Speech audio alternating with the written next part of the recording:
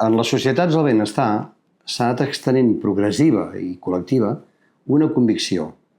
Potser no és necessari tenir un cos sa, però és necessari tenir un cos perfecte. Aquest objectiu, basat en la priorització de la imatge corporal, implica, en molts casos, esforços i sacrificis que no necessàriament estan relacionats amb la salut i que, contràriament, poden comprometre-la. És el cas dels nois i noies que cursen cap a disfuncions i trastorns de la conducta alimentària. Aquests trastorns, coneguts genèricament com anorèxia, com vigorèxia, com bulímia, poden causar deteriorament molt important en la persona, tant en la salut física com en l'equilibri emocional, i complementàriament generen una conflictivitat i un patiment familiar molt relevant també. 3 de cada 4 noies encastades manifesten que no es veuen bé en el seu propi cos, amb problemes de conducta, amb problemes de la conducta alimentària, amb problemes de patologia dual, amb problemes de TEA, amb problemes de trastorns de personalitat.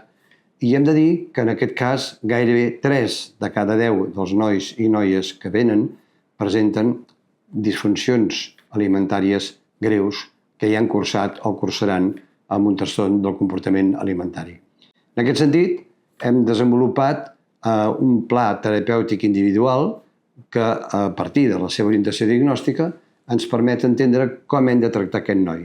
Si bé en un medi de consultes externes, en aquest sentit, Amalgama 7 disposa d'una xarxa assistencial pròpia de centres tant a Madrid com a Barcelona com a altres comunitats autònomes, i veurem si aquell noi o aquella noia podrà ser atès amb consultes externes, o bé en centre de dia, o bé en centres residencials.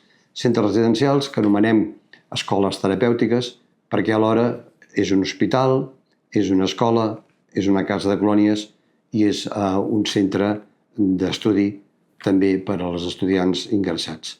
El nostre objectiu és que els nois i noies continuïn els seus estudis mentre reben tractament. Per tant, vol dir que simultàniament seran atesos per 4 equips de professionals distints.